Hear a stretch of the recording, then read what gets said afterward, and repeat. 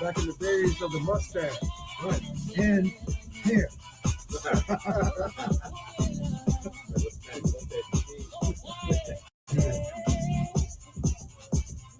It's not live. Y'all just record. So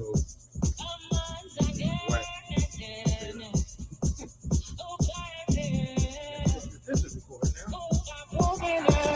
I think they're live. That's cool. You all are live. We are live. You got to hold on to your I'm crashing in this show for like 2 minutes. We are thrilled He to don't come have on my show. Why is he on your show twice? There's the pink shirt. He don't come on my show. Pink shirt. Why is he coming on his show, but he ain't on my show? I know him longer. Steve a hard time. I've known him Let's longer. do it. When we doing it? Okay, I'm gonna give you a date. I'm serious. Are you? I won't book him anymore until we'll boycott having him until he comes on your show. Hey. What's up, brother? What's up there, sir? I got bone to pick. What happened with the SNS? I saw Wait, what happened? the What? celebration. Somehow I missed it. You missed it? I didn't know when it was scheduled. You didn't RSVP? I guess We did it on some secret agent stuff. Because the place that we were at, we didn't want to pack it out too much because it's a really nice venue that they do weddings at. And we didn't want to be responsible for like having too many people in there and messing it up. Grain. No, it was like, what is that? West Loop? what is that street? Yeah, whatever. Oh, okay. 10 a.m. if you're somewhere else 12 hours away, but it's 10 p.m. here in the Windy City. It's your main man, Mega Street Beat edition of WNUR FM 89.3 HD1.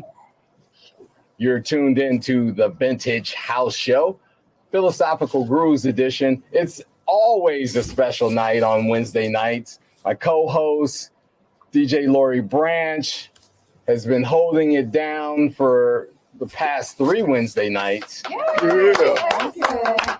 We are grateful and appreciative. Some great shows there.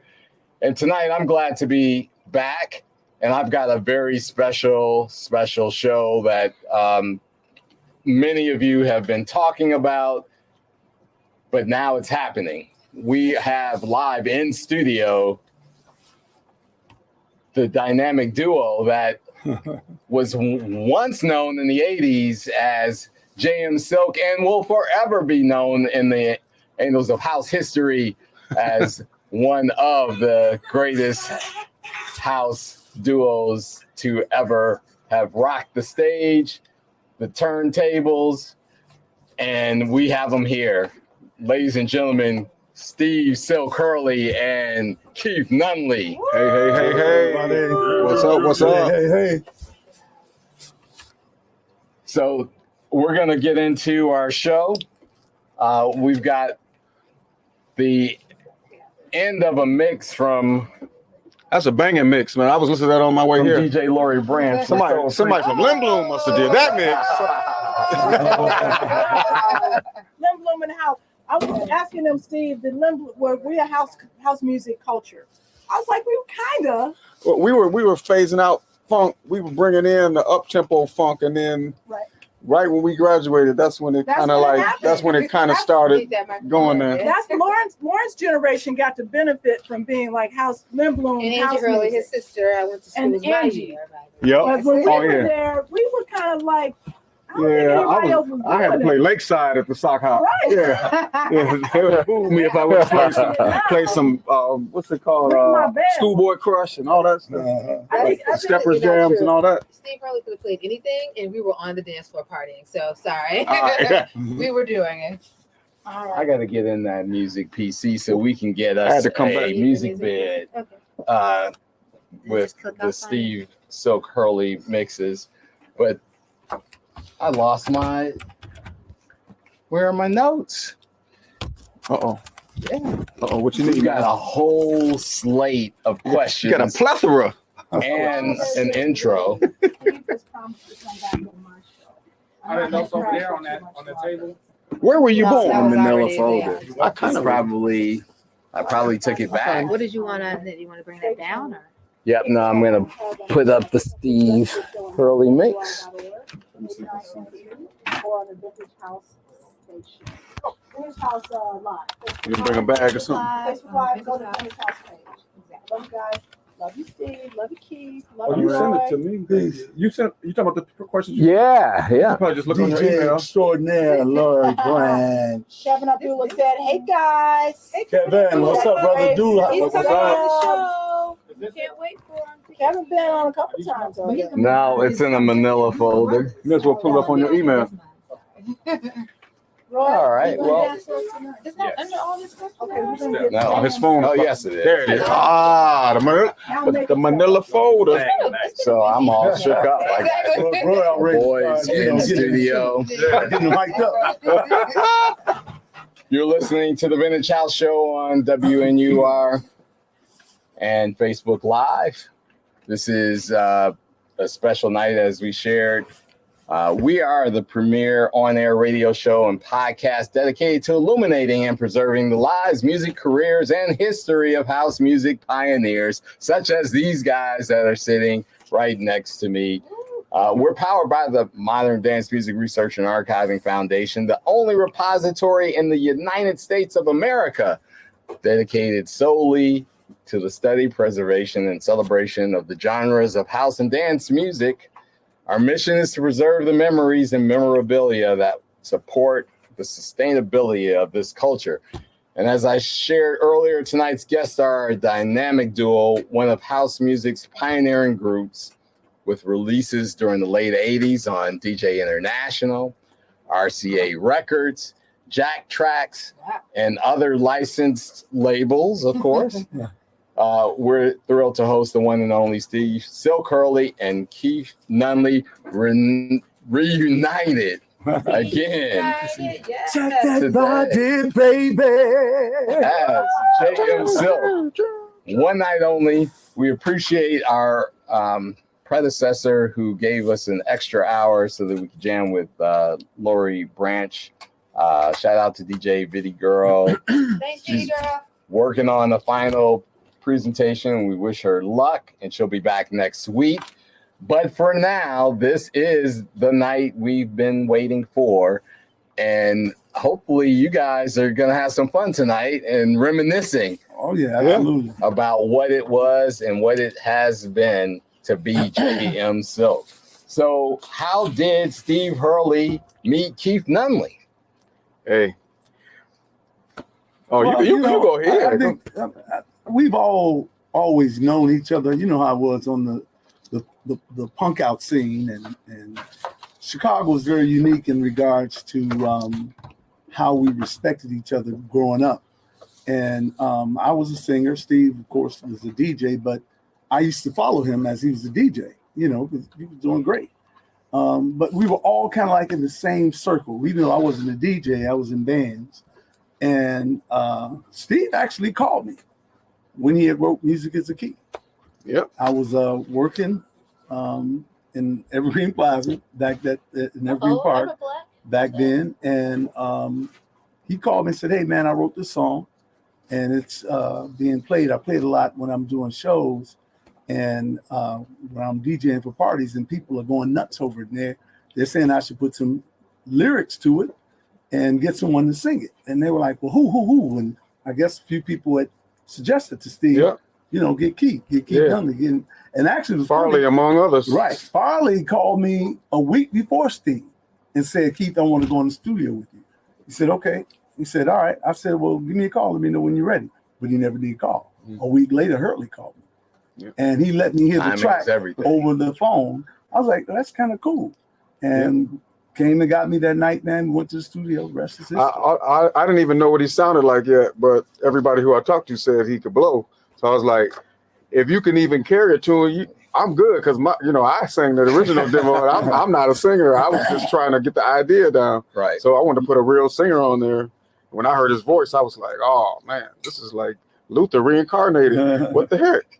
Magic. Yeah. So, and I was singing it in a falsetto, and you could tell that story because when we went to the studio, actually he asked me to sing it in falsetto first. Yeah, because that was all I didn't know what. And that's what he knew, because that's what he was doing. Right. And then I had a reputation of singing falsetto too. I used to do all that Philip Bailey stuff coming up, and I tried it, just didn't feel it.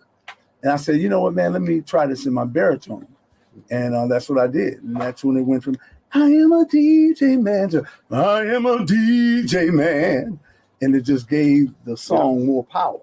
Yeah, because the backgrounds that I wrote were more baritone. Right. But I thought it would be like backgrounds, baritone, and then he do what he does. But when I heard that voice coming out of there, I was like, damn. Yeah, it was just magic, man. I mean, who knew? I mean, it was one of those things, like one of those movies that you watch when the Temptations and all those other groups, when they, first make it for the first time. It was almost quintessentially that same kind of situation for Steven. Yeah, a lot of destiny involved. So individually, who are you guys? Tell us, for those listeners, right, who may not have the rich history. I am the guy who found himself through music. Didn't know who the heck I was. But then once I started messing with music, like when I was a junior in high school, senior in high school, once we had a talent show, and I played the keyboards in talent show. I couldn't really play, but I was just playing at Limblom. Limblom? Yeah, Limblom. And I just came out of my shell. All of a sudden I started doing that. I started DJing.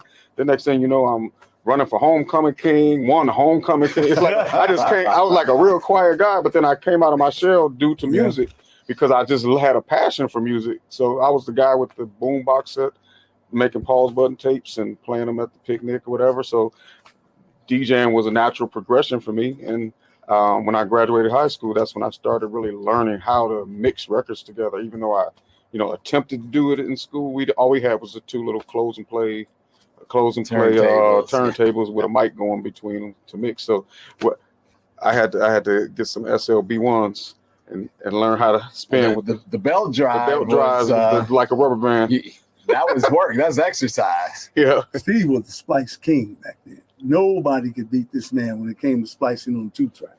I mean, stuff people put together, man, now it's all digital and it's done many different ways. But back then, you had to splice that 2-track together and put those mixes together, and nobody could get the beats the way he did. I remember actually meeting you at a basement party at Kathy Nero over in Peel Hill. She had a basement party, and a Northwestern alum. Yeah. And in fact, you came and you brought, I think by that time you had all the gear and the equipment. So that was a good night. Give me some Serve Vegas. Yeah.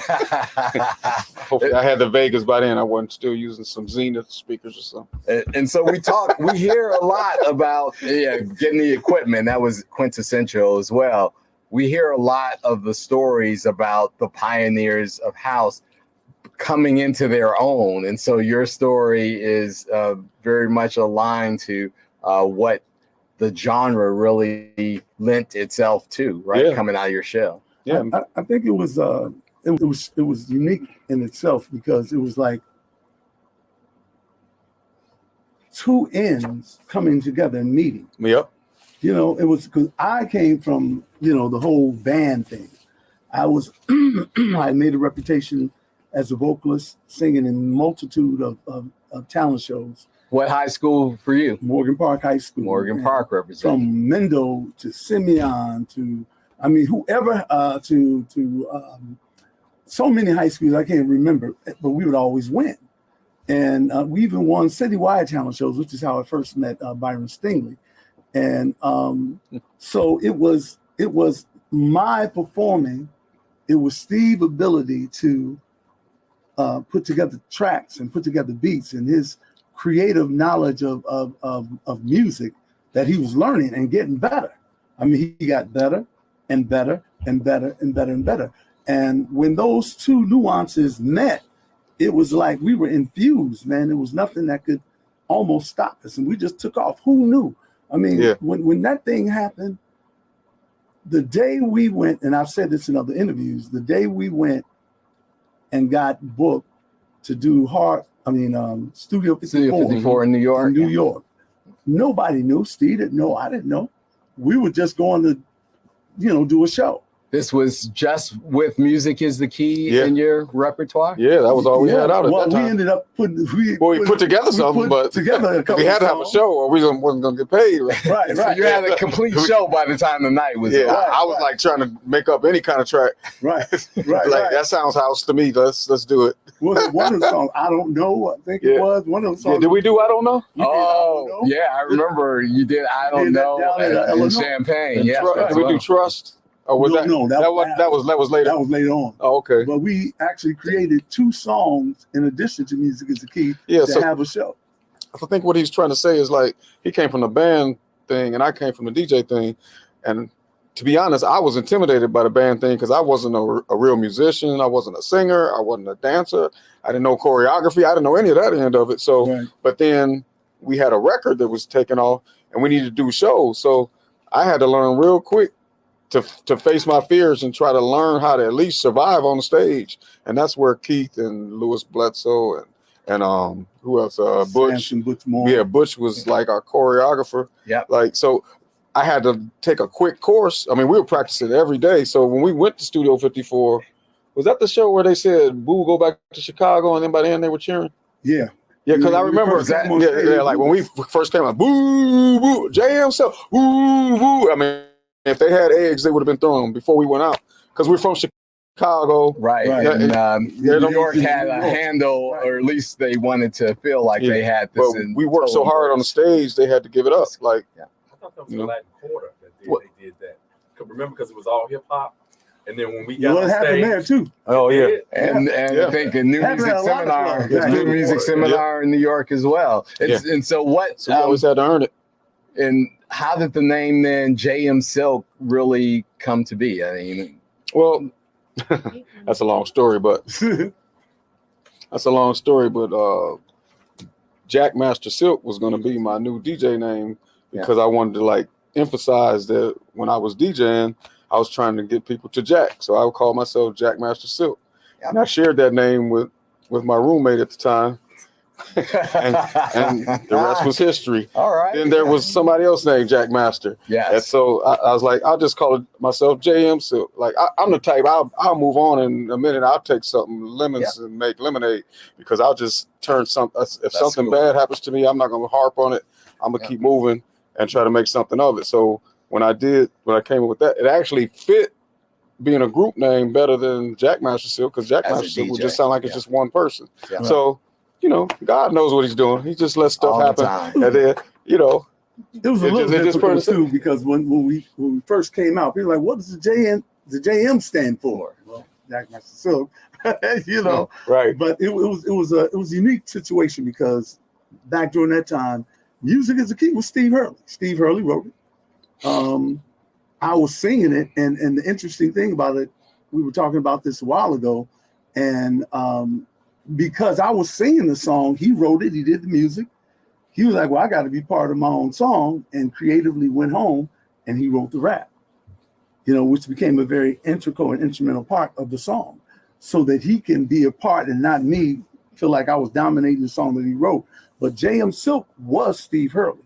It wasn't until we did that, and I've said this story many times before, show in New York at Studio 54, that we did the show, and I was really hired to perform a song that Steve had paid me to perform. Mm-hmm. And so at that time, we did the show, and at the end of the show is when I came to the point, well, I think I'm gonna go on and do my own thing. And there was a discrepancy, that doesn't need to be mentioned. But the fact of the matter was, when I came home, I got with Peter Black. Yep. And I was with Danny Wilson, and I wrote Shadows of Your Love. So when I wrote Shadows of Your Love, that's when Steve came back, and we were at the true beginning, at the Inkaway stages of JM Silk Being blossoming. the group. So he's like, no, we ain't gonna mess this up. Right. And Steve said, no, man. Yeah, because at let's first be he one was group. just like when I did my record, I wasn't thinking of being an artist. I was just like, Right. oh, I need a record. This record, people like it, so I'm gonna put it out. Borrow some money from my dad, put it out, and that's how we ended up having a record out. But I wasn't Correct. thinking it was gonna be a group. So when we did a show, I just paid him like he was a side man, like he was like if it's your thing and you have like a guitar player or Right. somebody who you would look at as not Musician really for hire. not really, like exactly. for hire, Yeah. which was what it started out to be, but we didn't know it was going to turn into what it did turn into. That's And when we like saw you said. standing ovations at Studio 54 and encores and stuff like that, I mean, I'm like, come on now. I mean, he left. I mean, he was mad because he could see the potential of it, and then when he said that made me think about, like, do I really want to lose what we're building right here? It doesn't make sense. You know, everybody grew in the situation. Everybody matured. Like, this was all new for us. Right, It was an absolutely. evolutionary process that Yes. Yep. occurred to create JM Silk. And so what I'm holding here, the 12-inch from DJ International, how did you put it out to a deal with DJ International? Music is the key. Let me, it wasn't really so much a deal with DJ International. It was more, I borrowed money from my dad. I said, let's put this out, and we put it out. We had an agreement to do it. Didn't really work out that way. We moved on. You were learning, Yeah, again, we and learned, growing, right? and we moved on and got signed to RCA, which that's the short version of the story. Okay, But okay, we'll take I it. think if we go too far into it, then we might short ourselves on the movie. So, We've got 40 minutes of deep conversation left, but we'll leave it there and move on, because here is a release on RCA. I Can't Turn Around. Yeah. Right. So you guys moved from the release on DJ International to getting a actual deal on RCA. It happened so fast, man. Yeah, everything I mean, was everything was just flying. moving. I mean, we couldn't keep up, you know. Like I said, you would never imagine that something like that can happen. When Music is the Key came out, I think 2-3 weeks later, we were on the front cover of Dance Music Report. Yep. You know, I have from that point, issue. we ended up getting booked to do a show at Studio 54. We did the show at Studio 54.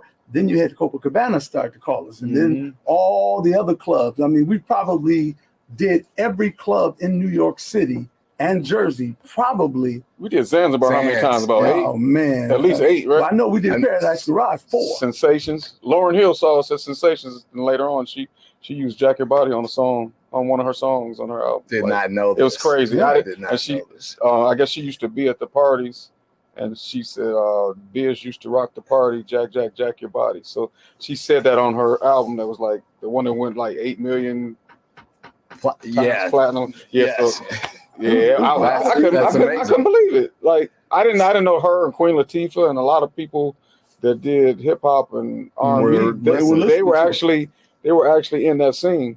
You know, like they had a scene just like we had a scene. You know? So it was pretty amazing to see the connection of the East Coast and Chicago and how they showed us love and brought us out to their city to perform. Like I didn't know anything about going somewhere with a tape to perform. I didn't even know that existed. So most of your performances were track days. Yeah, we didn't have a track band. performances, Just about for the most part. 99%. right? And so in studio also with us is Roy, Stevie. Yo, who as you toured, you obviously put together, as you were sharing, Louis Bledsoe and Samson Butch Moore had choreography, and you were a rich stage performing group. And it wasn't just New York. You guys traveled around the country, and you began to put together a whole DC, Baltimore. He really liked DC. Yeah, You remember that? You over here in the clubhouse. what happened? The clubhouse. selective amnesia. Yeah. It's Roy was the eye candy. because At the clubhouse? Yeah. there is You know what happened? Roy was the man. Everybody loved. there's a Roy. photograph I have here of a particular. You don't remember the clubhouse? I remember the clubhouse, but what happened? Yeah. No, they just was loving No, you. he made the thing about them coming out with the cake. Oh, in Paradise Garage. Was that the Paradise? That was Paradise Garage. I was like, don't eat that pink cake. All right. Remember, I was like, it had don't eat stuff the in cake. it. No, because it was pink. I was like, what you eating? He was like, I'm not going to eat any. And then we go in the back. We come back. Keith had a big chocolate cake. I'm like, dude. So one of the infamous photos that I also speaks to the other comment about Roy having been eye candy a lot of the times on stage was this photo at the Powerhouse. Oh, wow. I don't know if you can see the costume. Oh, wow. There, We but remember that show. Lycra pants, full length. They were actually running tights. Running tights. Yeah, I couldn't sport They that. I performed in. didn't have a physique for that. That was Butch's idea. Him and Bush had the. Butch was like, Him and Bush was in great shape. They could roll with that. outfit, just the perfect outfit for us.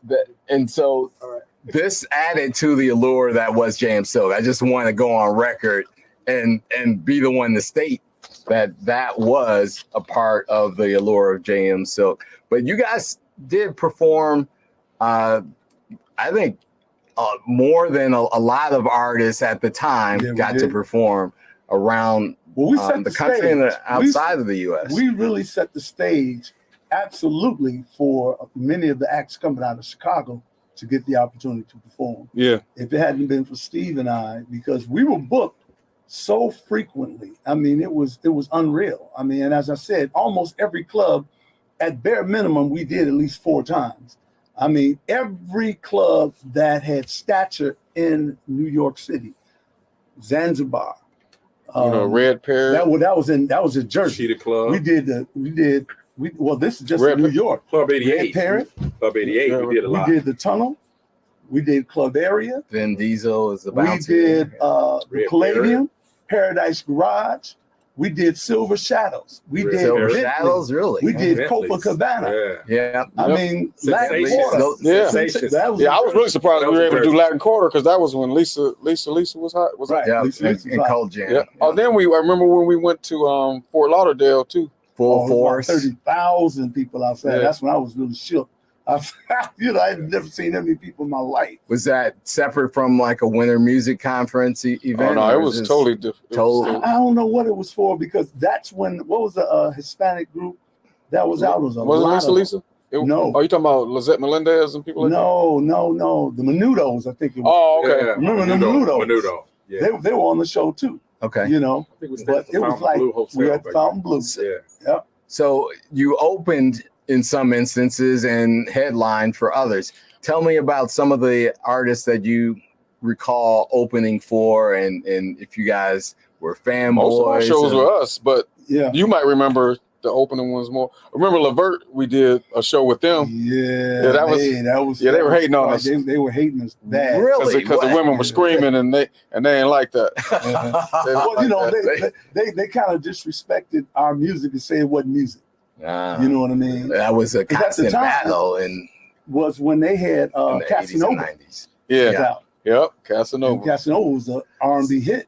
And so we this- were on a promo tour at the time, right? Right. For RCA, right? With RCA. Yep, And it was like a JBL. boat. It was a boat. JBL radio station.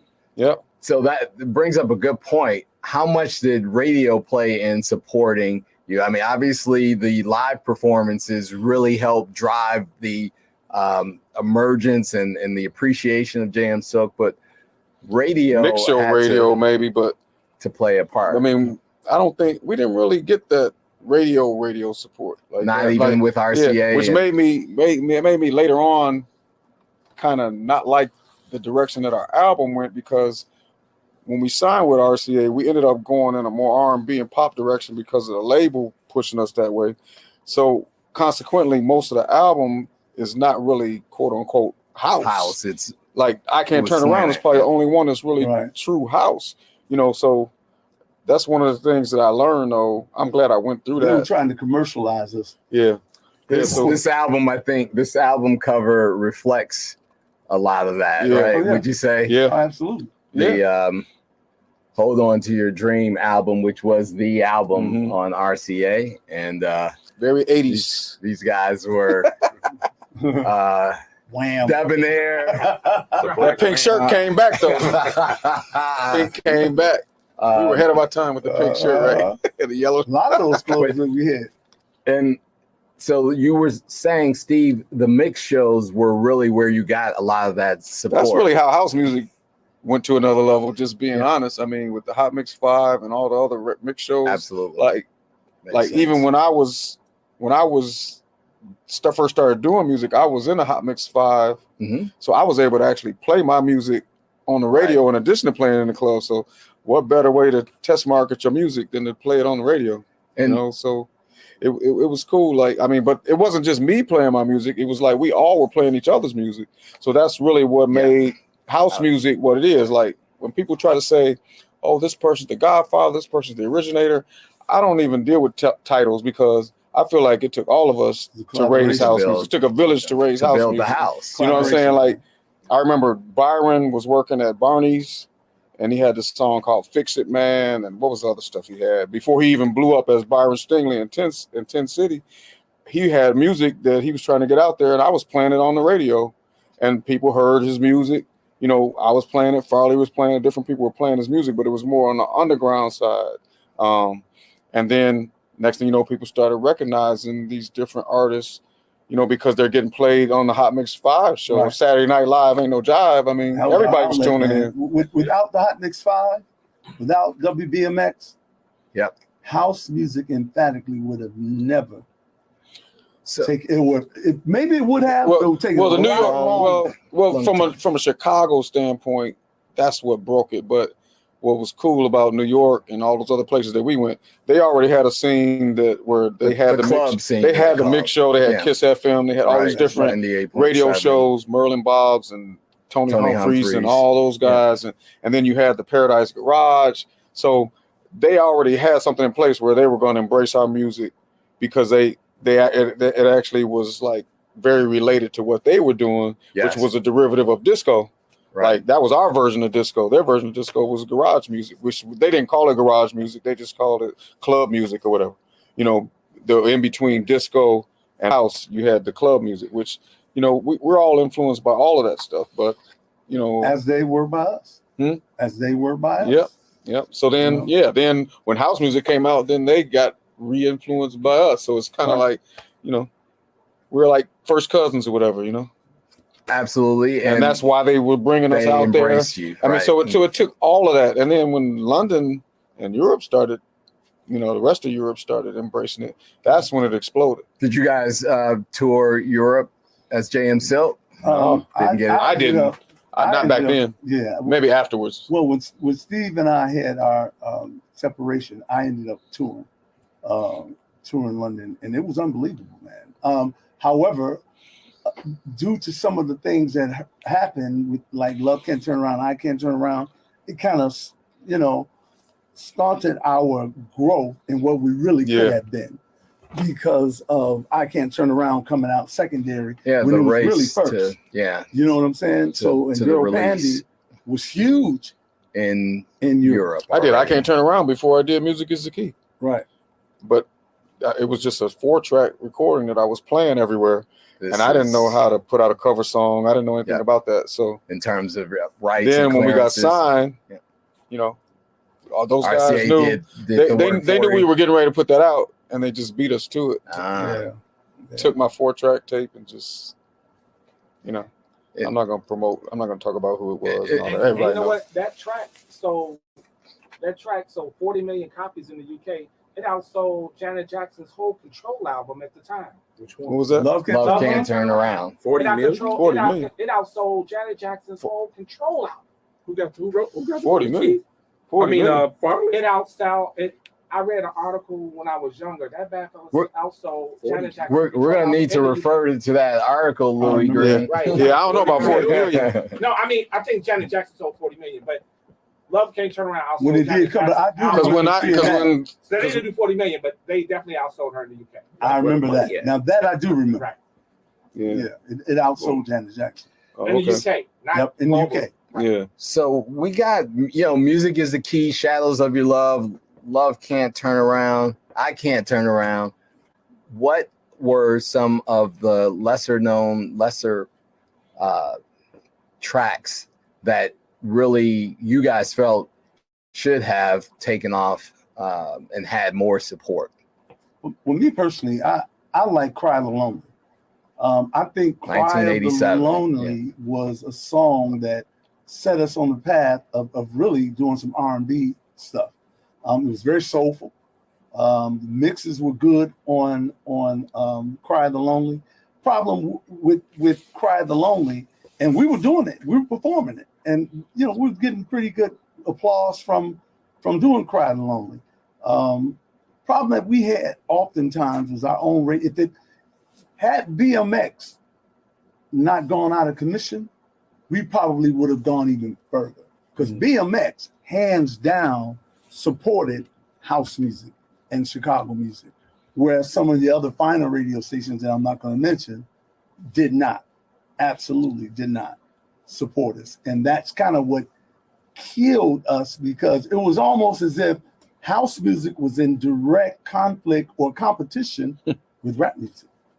Yeah. You know what I mean? And they were more pushing rap music than trying to push house music. Yeah, I think had we recorded that album a little bit more in a house direction, or had we even gone overseas when Jack Your Body referring to Hold On to Your Dream, the album on RCA. Had we gone in a more house direction, and had we been able to stay connected to where we started, then we would have definitely had a second album and all that stuff. But I think the whole album deal was almost a blessing and a curse at the same time, but it was a great lesson for me, and I'm sure it was a great lesson for you, for your future, for knowing how to deal with major labels and all that. But I think after this album, that's when I decided I wanted to do music full time. I wanted to really just I didn't want to do the rehearsal part, learning choreography, because I don't have rhythm like that. My rhythm is in my mind. It's not in my body. Your feet, in your legs. Maybe on the basketball court, but that's about it. Yeah, that's about it. I think the music that we did that album was definitely out of our spectrum. They were trying to change us. However, on the flip side, when I listened to that music and I listened to groups like Boy George, Wham back then, that music, had we been given the opportunity, like we were asked to go to Africa, but we couldn't go because it was during apartheid. But had we had that opportunity back then to go and promote that album, I think we would probably been huge on a global scale because of how we wrote those songs. They were more.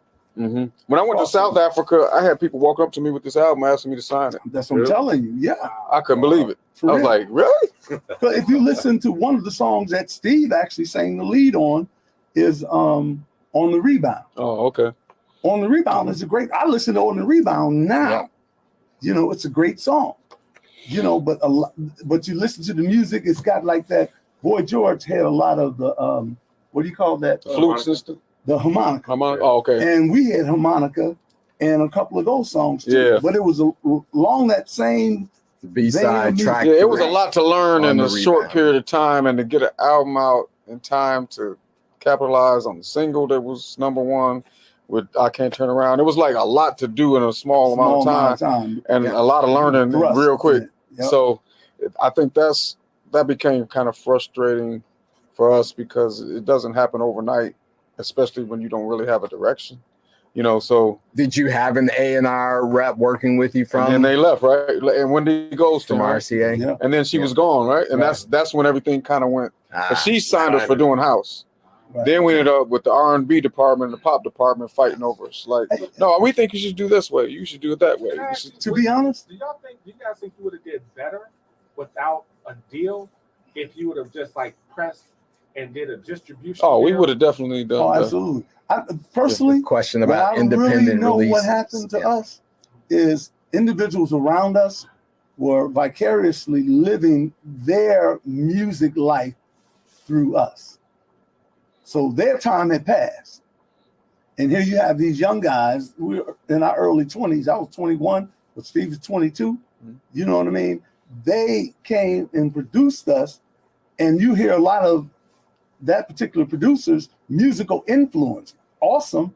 but it was his musical influence, not necessarily us. And So that's what happened. let's talk about your musical influence a little bit and Playing his shift butt off. He was awesome. the conversation around how you were creating these tracks. What were some of the instruments you used, and what was the inspiration for, you know, what we hear today, 808, even 808s, yeah, 909s, still see so Hurley chord sound. keyboards, Roland keyboards, Oberheim keyboards, just all the stuff that was hot then. Yes. If I had to borrow it or whatever, but I would usually just have the instruments for one day. I remember I even sampled Danny's Oberheim to make Jack Your Body because I didn't even have it because it was the same keyboard sound as the Shadows of Your Love, and I really liked that sound. I was like, "Oh, I want that sound. Let me sample that." Yeah. And then I made the new version of Jack Your Body. See, Jack Your Body, I had done that like 2 years prior to it even coming out. That was another 4-track record that I had that I was doing, that I was playing at the parties. But then when I made the studio version, that's when I put in the Oberheim bass line, and then I put in the comedy from Mr. T, Eddie Murphy imitating Mr. T and James Brown, and blues influence on the keyboard riffs. About that. That's where Phil did help me, because I asked him how to do blues and he showed me how to do it, and that's how I made Jack Your Body do all those changes, because he taught me how to do that. So now that's different from me sitting back and watching them do it. Absolutely. Which is what ended up happening here, because I was kind of intimidated because I didn't know how to do all that stuff. Yeah, I was learning how to do it. Right. But I knew how to do house. Yeah. And they didn't know how to do house. So I should have had a little bit more confidence in the studio. So that's when I learned, okay, I got to take charge. When I'm in the studio, I know what I want to do. I mean, if they don't get it, then, it's cool. But because I could just do it in my bedroom.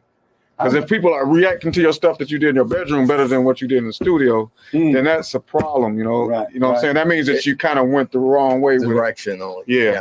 I remember one of the things that Steve did, which is synonymous even today, even when I'm still performing, I still play the same track, is the explosion on I Can't Turn Around. And they actually took a 22 and they shot it in a bucket of sand and sampled it. And then, just constantly kept doing whatever they're doing and made that sound bigger and bigger and bigger. But that's where the reverb comes from. Did not know that story either. Amazing learnings. And so, as host of Vintage House, I have to, of course, tell one or two of my favorite JM Silk stories. One of them was realizing I was living in Boston and trying to bring house into Boston.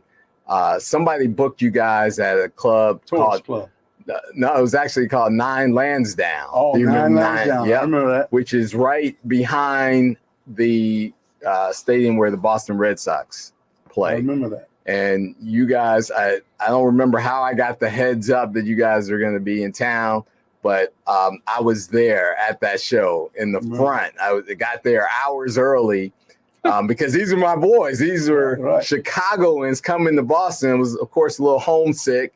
And the fact that you guys were going to be performing, I was proud, Chicago strong that night. And after the show, I couldn't get backstage or whatever, but I met you guys outside of the club, the performers or artists exit. And you guys embraced me because you too were happy to see see me there. And that night, I'll never forget it.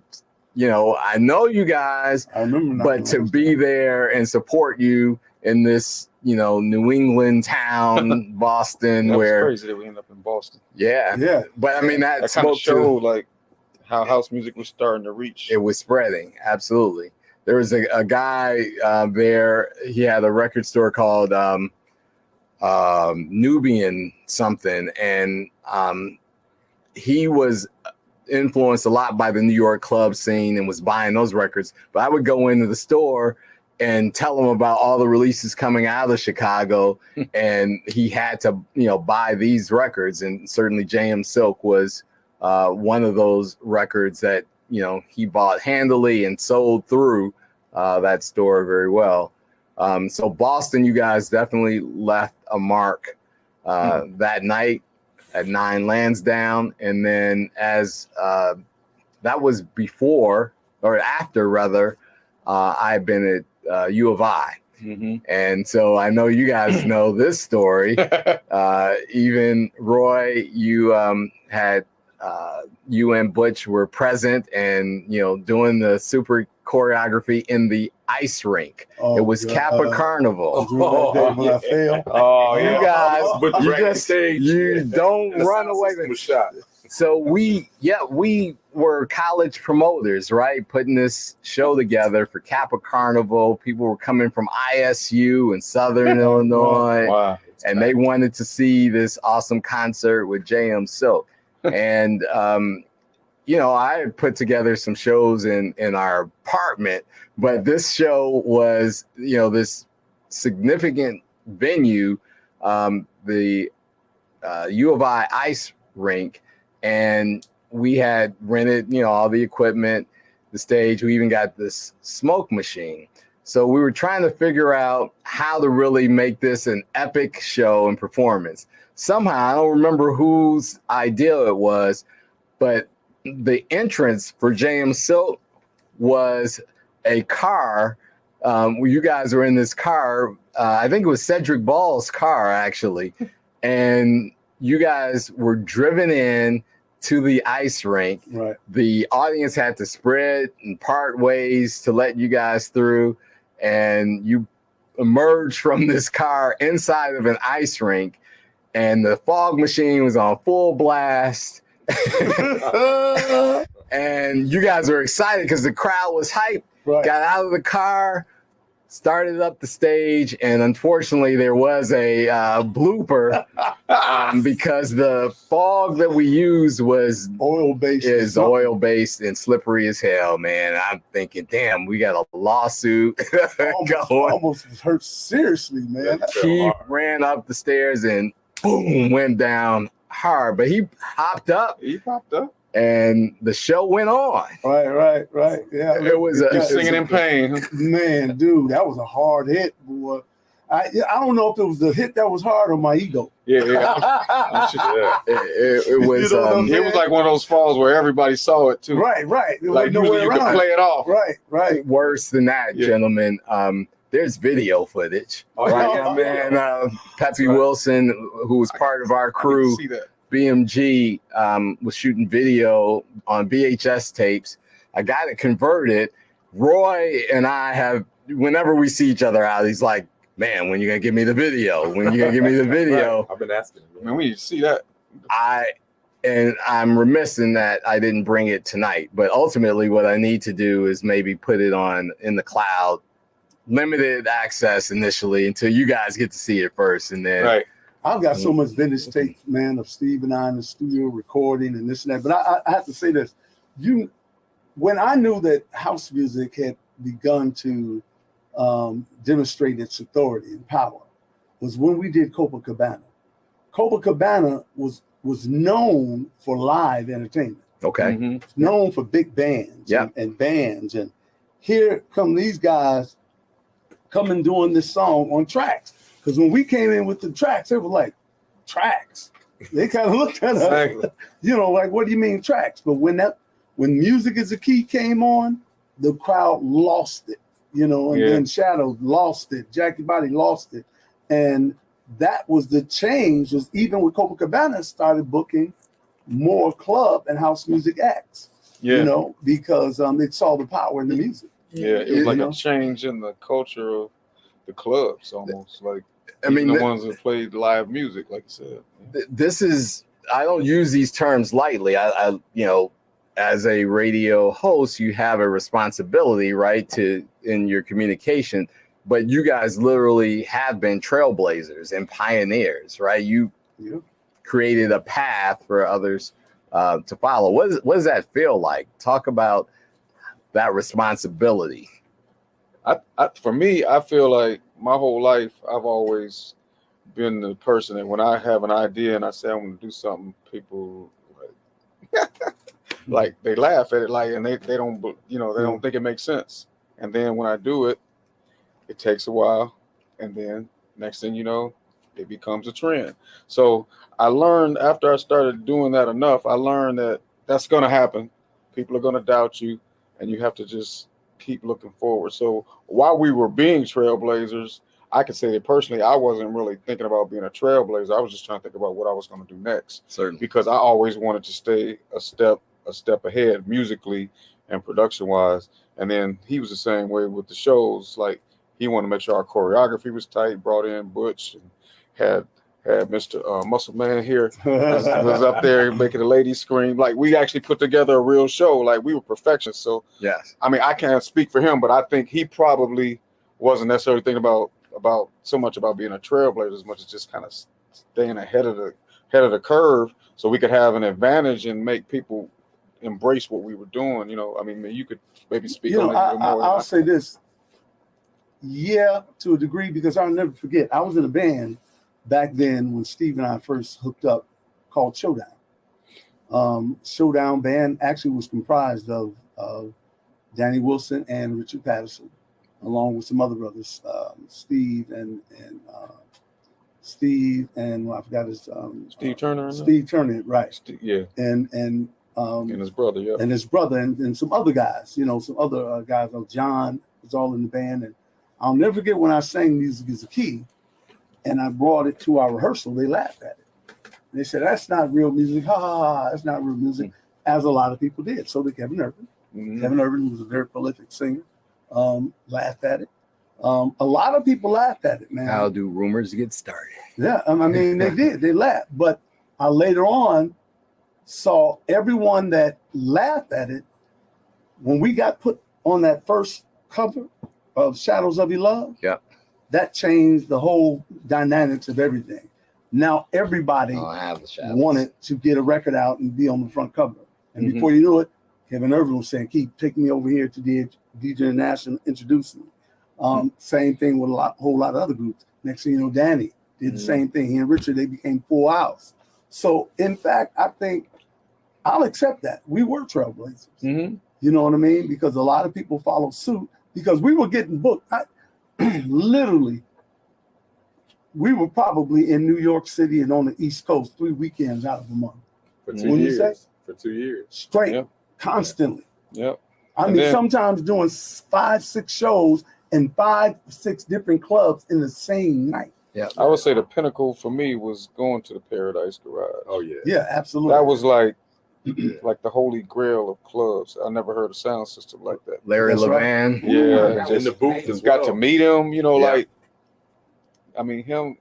I mean, it was just when you're up there in the DJ booth and you're looking down on all those people, and then when you're on the dance floor and you hear how that sound system is, and you could feel it, but it don't hurt your ears, but you just feel like you could just dance all night. Like, I was like, man, I wish I could DJ that club.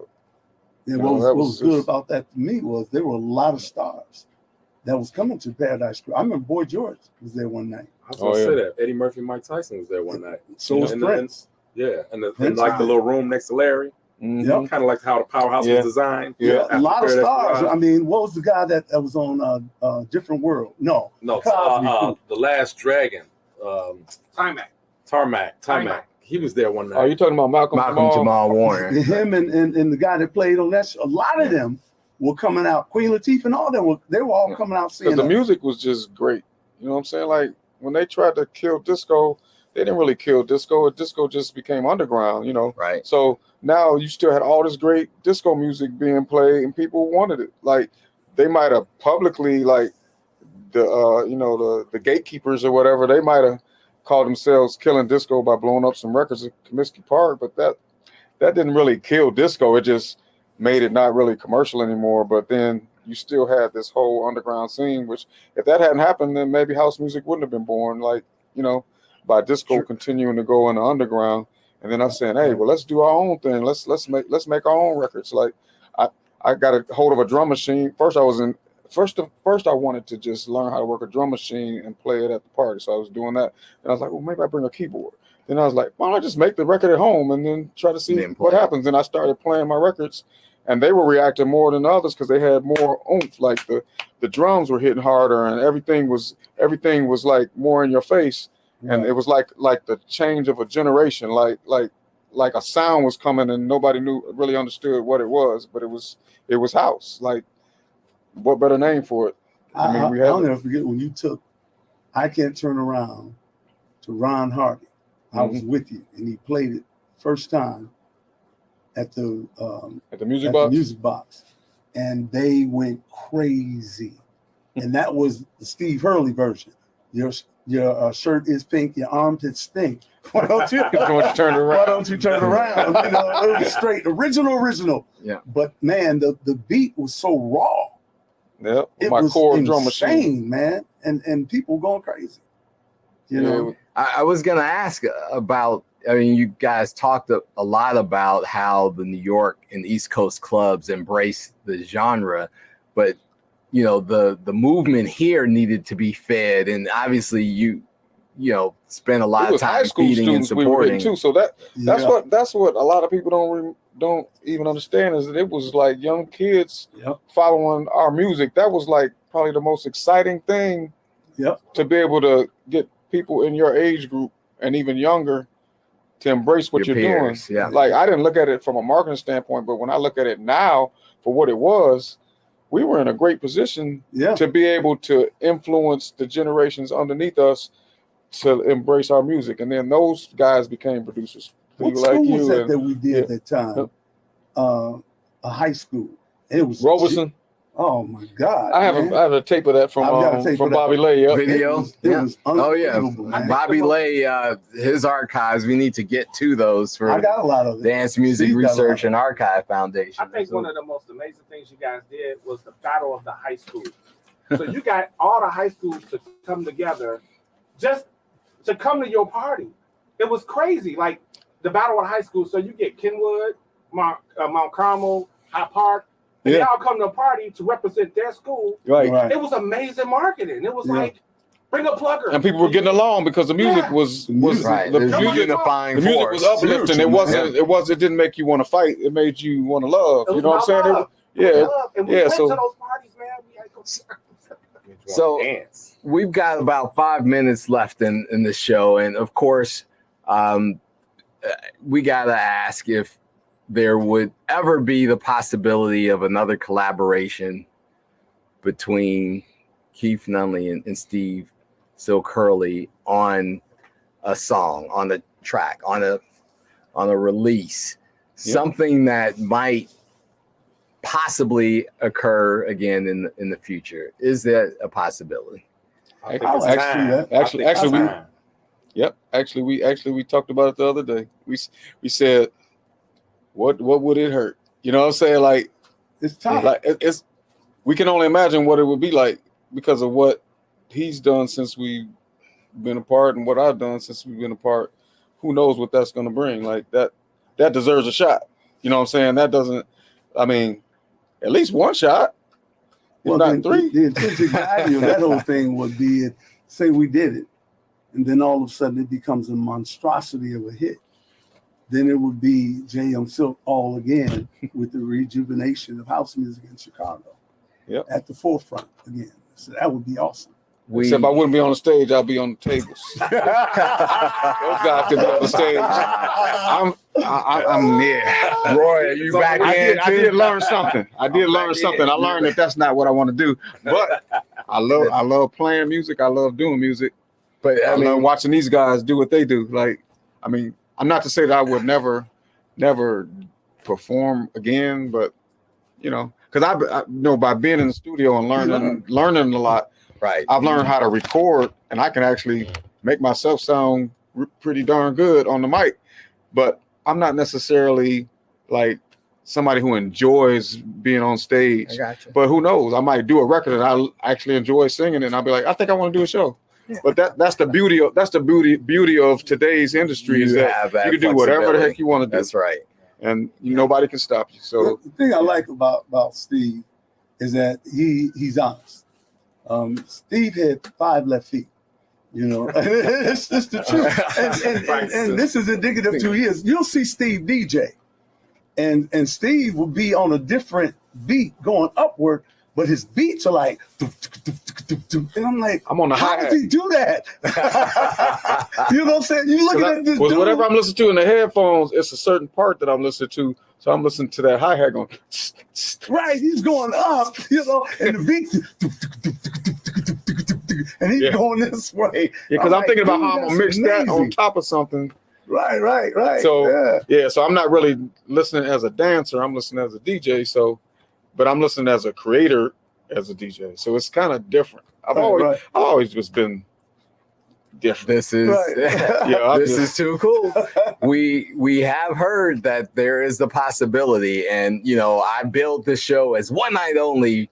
JM Silk comes back together at the studios, but I certainly never expected it would be limited to that. And I know that Chicago is too small. You guys, come together in many different circumstances. Why would the studio be any different, right? It's like Roy said, it's time. It's time. It's time. And so on the Philosophical Grooves edition of Vintage House, we always ask everyone a philosophical question.